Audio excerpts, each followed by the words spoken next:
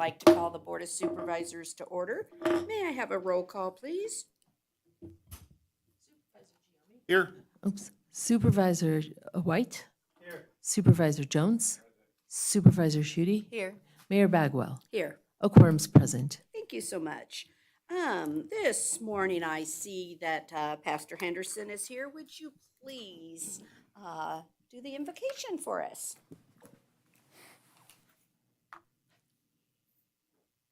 Oh Lord, what a beautiful day you've given us again. We thank you for this time of year, in the colors, in the trees, in all things. We're grateful. I pray for this meeting this day, Lord. I think I counted 7 pages of business this day, including all kinds of things, Lord. We just need some guidance and some help. And as we make decisions, may they be made for the good of our people and our community. We're grateful. We give you praise, honor, and glory, and ask your presence even at this time. In your precious and holy name, amen. Thank you so much for that. Sean, it's a Fire Prevention Week. Why don't you lead us in the pledge? I pledge allegiance to the flag of the United States of America and to the republic for which it stands, one nation, under God, indivisible, with liberty and justice for all. Thank you so much. Don't forget Breast Cancer Awareness Month That's, yeah, me too. and Domestic Violence Awareness. So we're just going to just start out with public comment, and thank you, Supervisor Giomi and I got the memo in time. We're just celebrating Think Pink for Breast Cancer Awareness and Domestic Violence Month is here, so we thought we would show our support for that. I want to just also do a quick shout out for a nonprofit called Rebuilding Together. I had the honor yesterday. They with the Lowe's team here in Carson City, they painted a veterans home in town that needed help. So that was kind of fun yesterday, just to see people in the community doing something nice for someone they've never met. Right? It's pretty special. So that was really fun. So a big shout out to the staff that I had the pleasure of meeting and working with yesterday from Lowe's. Great job. And then the team from Rebuilding Together. All those, just as a reminder, I'm pre-thanking those that are going to come to Lone Mountain Cemetery and do our community. Brooke saying you're going to be there. I'm watching that. We're going to do a community cleanup for Lone Mountain Cemetery. Again, something to bring us all together as a community. It's pretty special. So those are my opening. Let's get this. You want to say when that is? Saturday at if you come about 8:45, we'll get you all signed up and assigned an area for you to do the cleanup based on what your capabilities are. But we have something for everyone, so you can come and sign your waiver, and we'll put you to work. If you're bringing children, that was a good point. If children are going to be there under the age of 18, they have to have a parent come and sign a waiver that they can be there. So we look forward to that, and I hope to make that an annual event that the community can do something together. I don't have anyone that signed up for any general public comment, but I'll shout out for that. Anybody want anything on the top end of the record instead of the back end? Okay, then we're going to move past public comment, and we are on agenda item 6, approval of our minutes for September 1. Does anyone have any corrections? Not, I'll accept a motion, please. I move to approve the Carson City Board of Supervisors meeting minutes for September 1, 2022 as presented. I have a motion and a second for approval of the September 1, 2022 minutes. All those in favor, please say aye. Aye. Any opposed, say no. Motion carried unanimously. Thank you. Okay, we're on to a special presentation. I better have glasses because I need to read.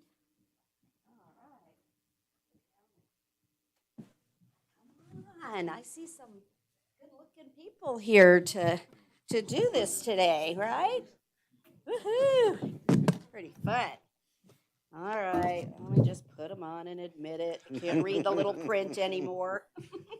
Okay, whereas the city of Carson City, Nevada is committed to ensuring the safety and security of all those living in and visiting Carson City.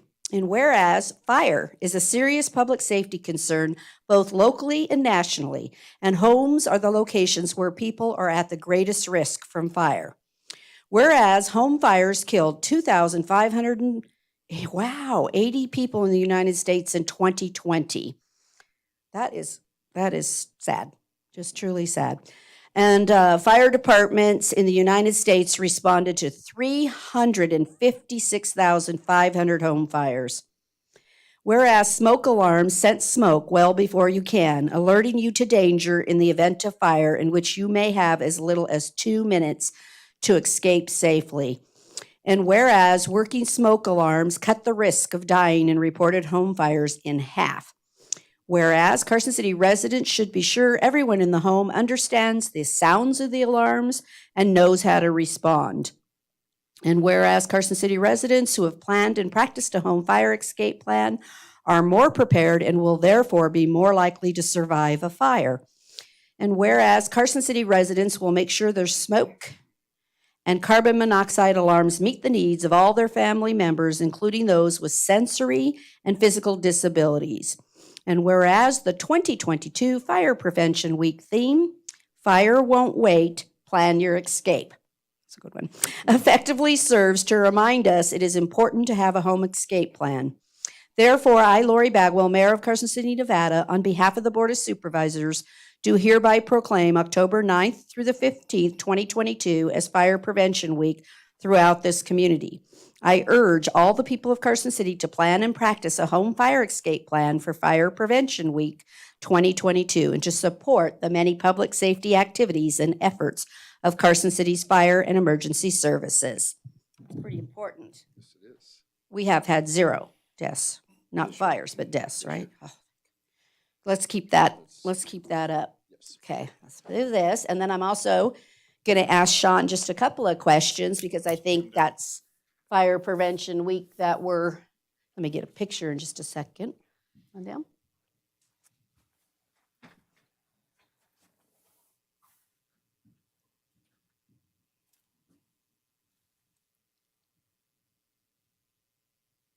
Thank you. So Sean, I was wondering, I think I remember something from a year or two ago, but I'd like you to explain it because if I've got someone that truly needs help with their putting in just the batteries, because I know that as some people are aging, they're having a tough time getting on ladders to reach high-placed ones. Is there a program? Is there something? What can the fire department do to help in Fire Prevention Week for those in need? Well, absolutely. All year round, all they need to do is call the non-emergency number for our dispatch center or call the fire station direct, and we will happily come out, no charge.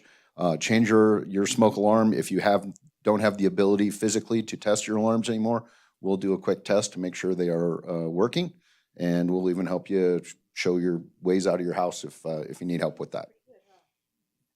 Thank you for that, because I just again out in the community a lot, and I see people struggling a little bit. The veteran that I did some house painting work with yesterday, it was those types of things, right? They're disabled and they just aren't going to be able to do that anymore. And then just one other, is it something that you wait for the batteries to chirp?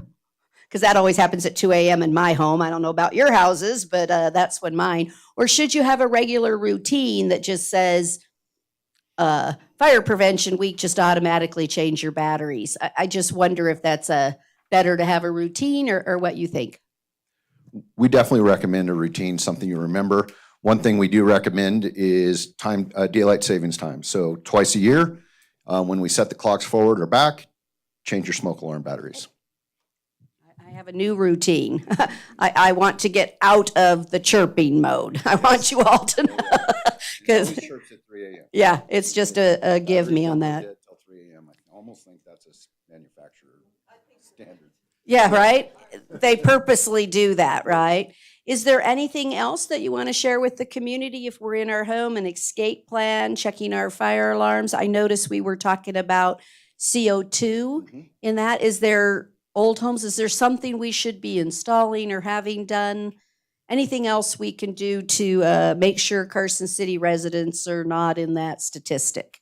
Absolutely, and great question. So I'll add a little bit to that. So yes, we definitely recommend carbon monoxide alarms. Carbon monoxide is odorless, it's invisible, it's tasteless, and it is something that, especially in the wintertime, deaths and injuries increase because of that. So any gas appliances, hot water heaters, your stoves, your fireplace, any of those are potential places for leaks or carbon monoxide exposures. And so we recommend carbon monoxide alarms. It's actually a code now in newer residences that they are automatically installed. And as we mentioned, on the unfortunate deaths that occurred in 2020, we've seen significant reductions. Since 1970, we were averaging 7,000 to 8,000 fatalities a year in the United States. So strong building codes, public awareness and education has significantly reduced those numbers, but 2,000 to 3,000 is still far too many. Well, I really want to thank you guys for all the work and the efforts you put together Thank you, to Mayor. help educate and to keep our community safe. Really, Absolutely. thank you. It's our pleasure. Thank you. Thank you. Okay.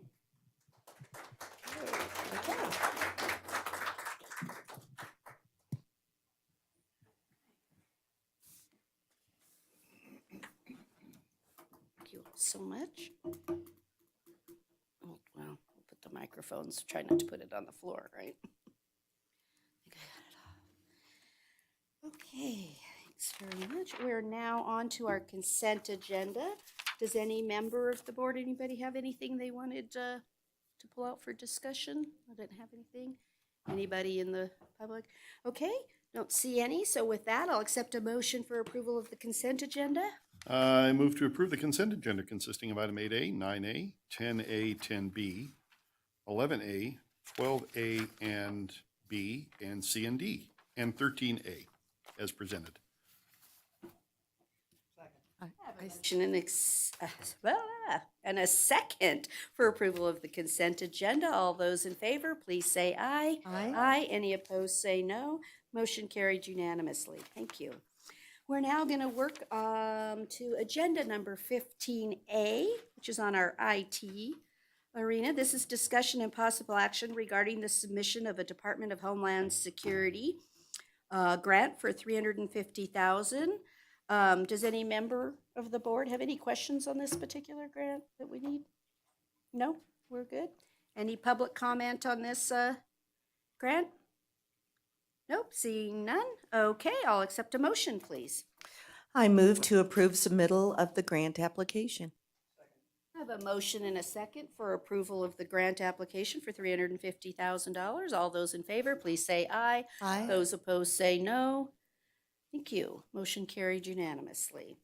We're now on to agenda item 16A, which is discussion and possible action regarding recommendations of the Carson City Audit Committee to approve the completed remediation plans and remove audit findings.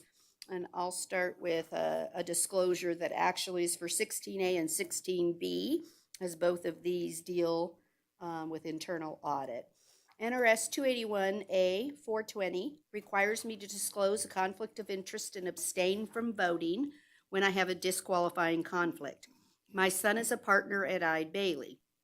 I have previously abstained from voting on the award of the contract to Eide Bailey as the city's internal auditor because I believed that the independence of judgment of a reasonable person in my position could be materially affected by a familial relationship with my son. In the next two items, however, the contract has already been awarded.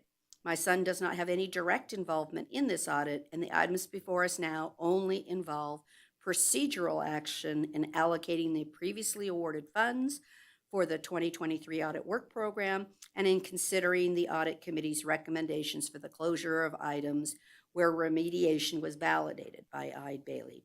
I make this disclosure in the interest of full transparency, but because taking action on these matters are routine functions that do not materially affect the independence of my judgment, and also because NRS 281A 420 requires abstention only in clear cases. I do not have a disqualifying conflict and will be voting on these two matters. So, Ms. Russell, take us through the couple of closure recommendations, please. Good morning. Sherry Russell, CFO for the record. And so first off, I want to let you know that the audit committee met on June 12th or July 12th. And I did not bring an item before you at that time because I brought them back information in September. And once they were comfortable with that information, now I'm bringing forward the recommendation for closures. So I'll go through these. This is our lead sheet right here, and in orange is what we're going to be discussing. And we can discuss anything, of course, at the pleasure of the board. So the first one we want to close is the social media. This has had one outstanding finding for a little bit, and we finally have the policy in place and reviewed, and so we want to go ahead and close that. The next one is the IT vulnerability study. This is from 2020. What has happened is the internal auditor has gone in and retested everything. And so they issued a new report which duplicates these findings if they still exist. So these findings can now be closed. The new report will take the place of this report. And as you'll see as we go through this, they have addressed quite a few of the high-risk findings. It's the lower hanging fruit, the ones where we need cash or a new system, and there's mitigating controls. So we're working through those right now. Community development, this is a relatively new audit, and the business or the director has closed one of the items. They met with Charles Abbott. Apparently there was an issue with the workflow of the approvals. So it would go to health for approval, and then it would go to the next step, and the next step would have a change, and it wouldn't go back to health. So now they've fixed that workflow so it goes back to the appropriate departments before going on for approval. So we're recommending that one for closure. And this is the new IT audit. They're on page 7 or page 9 of your packet. This is the new IT update, which IT is still feverishly working through. Originally at the top here, you can see they had 103 original findings. These are the internal findings. All of the external ones have been cleared. But they originally had 103, and they're down to 73, which are partially remediated. 27 are completely remediated, and 2 are not remediated. So again, IT is really working through that. Supervisor Giomi, Yeah, we'll do some questions as we I go. just had a question on that one before we go on. Would the grant that you just applied for help clear any of those audit findings? Okay, the answer was yes. Thank you. Yes, he's shaking his head yes. Okay, How many of them you think? 90%. 90%. Excellent. Okay, good. Good. Well, good luck on the grant. Thank you. Okay, the endpoint user, this is again a relatively new audit. We just presented this one, and it was approved to close these findings. They were immediately remediated by IT. Same thing with, I attached it, the wireless assessment summary, which is not included on this spreadsheet because, again, it was immediately remediated. Like, it didn't take a few days, like they remediated it right there. And they did include it on the report, so for full disclosure, I'm including it here today.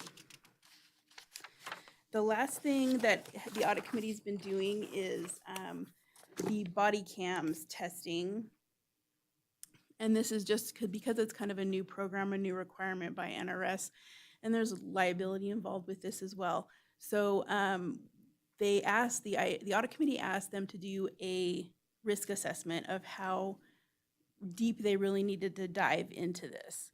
And so that's what they did, and found out that no, it's really not the appropriate time, that the sheriff's department is currently looking at different programs that will help track when they turn on and off those body cams, how often, how it relates to 911 calls. Like they're looking at software that will help them pull all this data together. And so there's really nothing to test right now. So we're gonna go back in a year or so and look at possibly doing a more in-depth audit at that time. But right now, there's really nothing to test. They did have a few procedural recommendations and policy-related recommendations. So that's what you're seeing here, and we'll kind of work through those. I'm sorry, there's the body cam one. So there were 4 recommendations, and we'll kind of work through those as we go.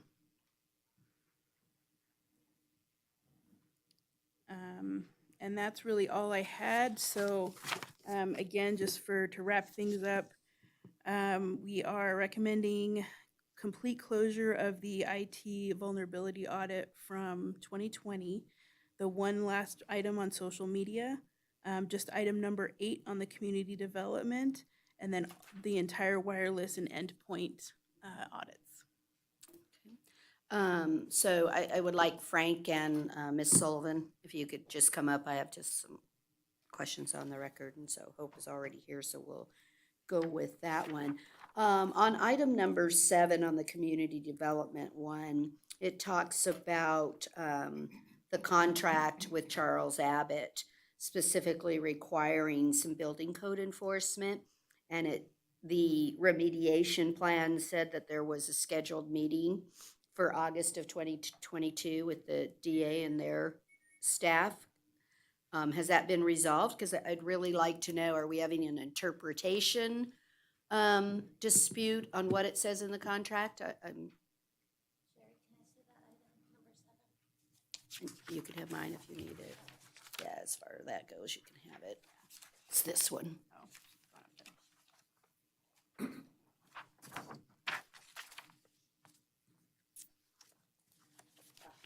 And the reason that I'm asking is, you know, if we have a contract, I want contracts to be implemented, or I want contracts to be amended. If there's an interpretation issue, it should be resolved. And so I really don't want to let this linger, I guess. So I'm looking for you to give me a resolution date. Okay, actually, we did have that meeting. That's concerning code enforcement. And so essentially there was a disagreement between city staff, me, and Charles Abbott relative to their role in code enforcement.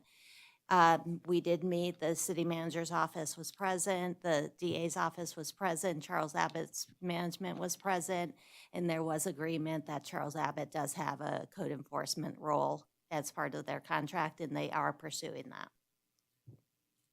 So does that mean will the closure work will be that you validate that they've started doing code enforcement? Yes, I or- just haven't closed on that one with the audit committee because I think we picked a date that was farther out on that one. So I haven't reported out to the audit committee, but that meeting did occur, and Charles Abbott they're performing in terms of code enforcement. Okay, thank you.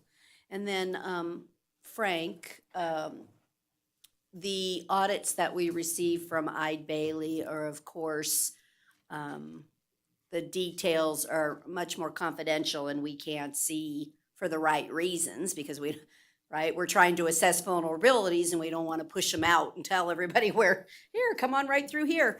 But what I really want to know is if you found value, because I know on this particular audit, we had worked through a timing to say, okay, we're getting these new systems because the audit committee wanted to do it sooner and we delayed it until we thought most of our new systems that we have, Carson City's been getting lots of new computer systems. And so my question is, did you actually find value? Did they help you identify things that allowed you to make, I heard quick correction on the 2 or something on the endpoint, but was it of value to have an external review? There's always value in an external audit, especially this one. This was really good because we have pretty much a infant management staff, including myself. And so this was a good time to do actually that discovery for us. And it helped us kind of key that down and actually trim down that timing to understand exactly where we need to put our resources in, where we need to put our workforce in, what exactly the cadence of these protections that we need to put in place. I hope that answers your answer. No, it does. I was very interested because I know on the audit committee, we just kept trying to decide, but we felt strongly it was going to be of value, but I wanted to make sure, not that the audit committee was right, but is it of value? And so then my question really goes around, do you see it of value that that one should be done like every 4 years? I mean, that's kind of where I'm leading on this. Is this a particular area that we as the city should concentrate kind of in some routine or some pattern? There should be some type of pattern, yes. 4 years might be a little bit long because technology grows relatively quickly. Bad actors change their campaigns and their techniques and everything else, so we need to know those on a constant basis. We don't know everything, we're gonna be honest with that. That's why we have help of that nature. Every 2 years would probably be the best cadence. We did have a discussion with the audit committee because the auditor said every 6 months we should be doing this. And we said, well, that's our entire budget, so no. And we usually look at things, as you know, every 3 to 5 years. So we kind of landed on every 2 years doing an update to what they tested just to make sure things are still running as they should be as we add new software. Mhm. So do you really believe that, so that they recommended every 6 months, but like you said, that takes the budget. But my question is, then should we be doing it more often? Or you think 2 years is enough? Should we look to increase, or let me say that differently. Should we look to make that a fixed audit that we pay for? And it's not part of a work plan, it's a fixed audit? 2 years is the average for any enterprise. Usually, your enterprise organizations have internal audits. That means the IT itself. Right. We do have those systems in place to do that, and so we do that. We run that once a month at a minimum, and then we look at remediation. So we try to get ahead of these, but there's always going to be something that's new, or it might be overlap and that we need to look at. And so to have us being audited as an auditor, it's always good to have. And 2 years is probably about the right cadence for that. Okay, thank you. Supervisor Giomi? Do you know if the audit committee looked at the internal sheriff's office policy on releasing body-worn camera video? Do you know if that was discussed, if there is one? Yes, the internal auditors did review that policy. They looked at it in conjunction with the NRSs in place to make Okay. sure that our policy was aligned with NRS. Okay, And and they it did was. not find any problems. Okay, great, thank you. Okay, anybody else have any? I don't see anyone else with any questions. Is there any public comment on this item? Okay, with that, I'll accept a motion, please. Supervisor Jones? Thank you, guys. I move to approve the audit committee's recommendation as presented. I have a motion and a second for approval of the closure. All those in favor, please say aye. Aye. Any opposed, say no. Let the record reflect the motion was unanimous. Thank you. We'll move on to 16B. And again, I've already done the disclosure on this item.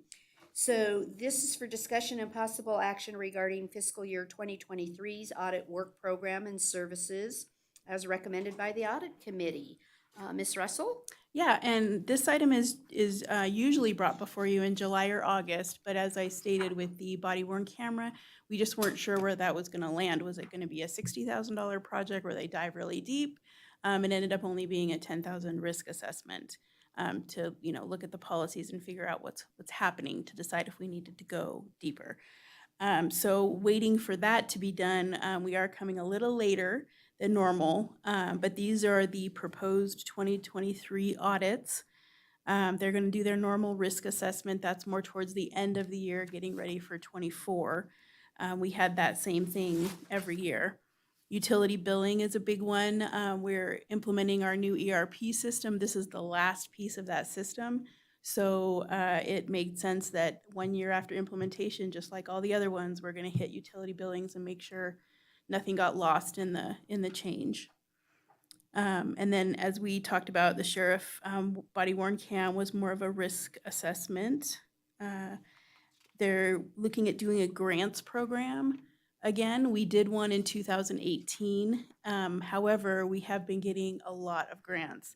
Raise, Tiger, the CARES Act, ARPA. We just have a lot of grants, a lot of federal regulations to adhere to. So it seemed like a really good time to dive into grants one more time, make sure our processes are clean and in place so we don't have any findings going forward. The last 3 items are pretty standard as well. Any special projects that pop up during the year, validation, the follow-up when they send the auditor out to make sure that we have done what we said we did. And then the fraud, waste, and abuse hotline that they monitor for us. Does any member have a question? Don't see any questions. Is there any public comment? Don't see any. Okay, I'll accept a motion. Can I make one please. more comment? We will most likely be adding a supplemental to increase this budget. It's been $110,000 for over 10 years now. It was based on the salary of an internal auditor we had hired here, and now we have external auditors. So we're probably going to add a supplemental to increase this a little bit, just so we can do more projects. How much? Probably 30,000, so we can add one more audit. That's next fiscal year. Next fiscal year, Yeah. 2024. Yeah. Yeah, not an augmentation this year. No. Okay. I'll accept a motion, please. Supervisor Shute? I move to direct Eide Bailey LLP to proceed with the fiscal year 2023 audit work program as discussed. I have a motion and a second. All those in favor, please say aye. Aye. Any opposed, say no. Let the record reflect the vote was unanimous. Thank you. Thank you. And thank the audit committee for their continued good work. Okay, we're gonna recess as the Board of Supervisors, and I call the Redevelopment Authority to order. May I have a roll call, please? Chair Bagwell, Here. Vice Chair Giomi, Here? Member Jones, Member Shute, Member White. A quorum's present. Thank you so much. We're now on to agenda item number 19, which is public comment for the Redevelopment Authority. Do I have any? I don't see any public comment. Thank you. We're on to item 20, which is approval of our minutes. Does anyone see any corrections necessary? Nope. I'll accept a motion for approval of the July 7th, 2022 minutes. So moved as presented. I have a motion and a second for approval. All those in favor, please say aye. Aye. Any opposed, say no. Motion carried unanimously. Thank you. We're now on to agenda item number 21, which is possible action and discussion recommended for our expenditures. Oh, and we had, just for the public or everyone else, we had late material. Oh, the right amount. So please note that we are basing this on the late material, so it's $2,301,998. Ms. Sullivan? Thank you, Mayor, or thank you, Chairman. This is essentially authorizing the expenditure of the redevelopment revolving fund money that's in this request is consistent with the approved budget. I'm happy to speak more specifically on anything that the board would like me to. We've already approved all this, obviously, before. This is just the technical side to let them spend the money. Supervisor White? You have a question? Yes, I just want to reiterate the position I've taken in the past, my objection to the facade improvement program. I will maintain that position and not be supporting this item. Okay, Supervisor Giomi, a motion? I move to recommend, to the Board of Supervisors approval of the expenditures from the fiscal year 2023 redevelopment revolving fund as presented in the late material with an authorizing expenditure of $2,301,998. I second. I have a motion and a second. All of those in favor, please say aye. Aye. Let the record reflect 4 ayes, Supervisor White as a no. Thank you. Okay, well now, do I have any final public comment for the redevelopment authority? Just need to call that. So we will adjourn as the redevelopment authority and reconvene as the Board of Supervisors. We're now on to agenda item 25A. And so again, we had the comments from the prior thing. Do I have any public comment on this item? If not, do I have any additional questions? And Mr. White's prior comment will stand for this item, I'm assuming too. Yes, Okay. it will. I thought so. So we'll just put that right there on the record. So do I have a motion, Supervisor Giomi? I move to adopt resolution number 2022-R-30. As the one on late material, right? Yes, okay, just to clarify, so the public, anyone, it's the late material. Okay, and I have a motion and a second. All those in favor say aye. Aye. Any opposed say no. No. Let the record reflect the 2/3 requirement has been met. Thank you. Okay. Not too many pages moving along. We're now on to agenda item number 26, which is our non-action items. And so no one is here. Oh, wait, the DA's office is here. I want to throw down the gauntlet, so team chasing the ice cream truck is ready. So I don't know how many laps Lisa can run, but it better be a lot. So the K9 challenge, the DA's office and I were at the sheriff's night out, and we had this little challenge going on. So I just want you to know that our team name itself shows who's gonna win, right? That's just all there is to it. So I just want to invite the entire community again. If you're interested, the K9 challenge will be at Fuji Park. Starting at about 11:15, you could come on in, and we thought we'd have a fun walkathon challenge to support the K9. You'll get the opportunity to do that. We have it on our website where you can go and sign on and just have some fun naming your team, meeting our K9s, and just helping support our law enforcement, our first responders that work so hard to train those animals. And I know those animals really are part of their lives, right? It's really part of their family. And so we thought it would be a fun challenge. We'll see who has more ringers. The DA has told me he has ringers in his office.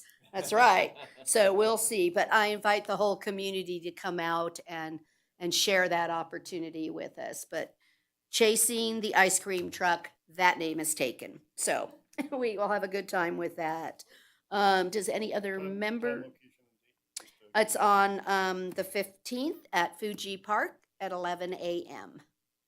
And then you can stay, I hope, not just come and do the K9 challenge, the walkathon, but actually 8 teams will be there, and they'll be showcasing all the activities and things that they do with the dogs. So I think they're in the sheriff's offices across the system. They've thrown down their own little gauntlets, right? That our dogs are better than your dogs or something of that nature. So come on out and again, share that. So I think just I love the month of October. I don't know about all of you, but I think, it culminates with Nevada Day and parades. So I just think October is fantastic. But I just throw out that's also Sealiger School's Pumpkin Patch, which on the 15th, if I'm not mistaken. oh, there you go. So you can pick up a pumpkin and carry it with you as you're running against Lisa. I think I'm going to say I like that for the But DA. chasing the pumpkins, chasing the pumpkins. Hinder the DA's office with the weight Yeah. of the pumpkins. Chasing the And I pumpkins. should also mention on the 16th will be a ribbon cutting and first tournament at our disc Carson Ridge Disc Golf Course out there off of Flint Drive. That will be on the Sunday. They're having a tournament and then a ribbon cutting, and I'll get you more information on what time so you can come and join us for the ribbon cutting. And on the 15th and 16th, the V&T Railroad Museum, they have the Harvest Train as well. So it's a very busy weekend. It's just October. It's so beautiful. That was yours. Okay. City manager, do you have anything to share? Just a couple of things on upcoming agenda items. As we approach the winter months and hopefully snow season, Public Works will be doing a presentation on the snow plowing procedures. That's one thing that we get a lot of calls on every year, or Public Works probably gets a lot of calls on about snow plowing. And then the other thing is we're going to have the 30% update for the William Street project. Thank you. Does anybody else have anything to share? Nothing? Okay. Well, this is way too easy. Okay, with that, do I have any final public comment? Scott, which, are you doing Lone Mountain? Okay, are you putting together your K-9 challenge team? I expect a good name. You know, it's all in the fun, it's all in the good, and, you know, we have Public Works that just came into the room, and they usually win the pumpkin carving contest. I think they have tools. I think they have extra tools that they use for that carving. I would like to suggest a name for the DA's office. Oh, here we go. No. The team chasing the ice cream truck. I like it, but I would love to see that the Public Works Department does not win a challenge. So we can throw that down too. It will not be Public Works winning. Oh, here we go. Okay. So is the DA's office disallowed from lodging official complaints if they don't win? We'll have somebody there to adjudicate the complaints too. There you go. There you go. This is really good. So if that, I don't see any other. So, Miss Brooke, were you here to just observe? Oh, are you preemptively doing your board meeting? So when they're in leadership, oh, you are too. Well, oh, they must have seen that the agenda was short, so they picked this meeting. Good job. That was a good leadership pick for that. We should make him come back at another meeting. I think so. I think so. So thank you so much for Right. thank you so much for attending today. Thank you so much. We really appreciate that. Okay. No other public comment? We are going to adjourn, but just for public record, we are having a closed meeting to confer with management representatives and council today. So please don't rush out. Since there's no other business, we're adjourned. And everybody just have a beautiful October.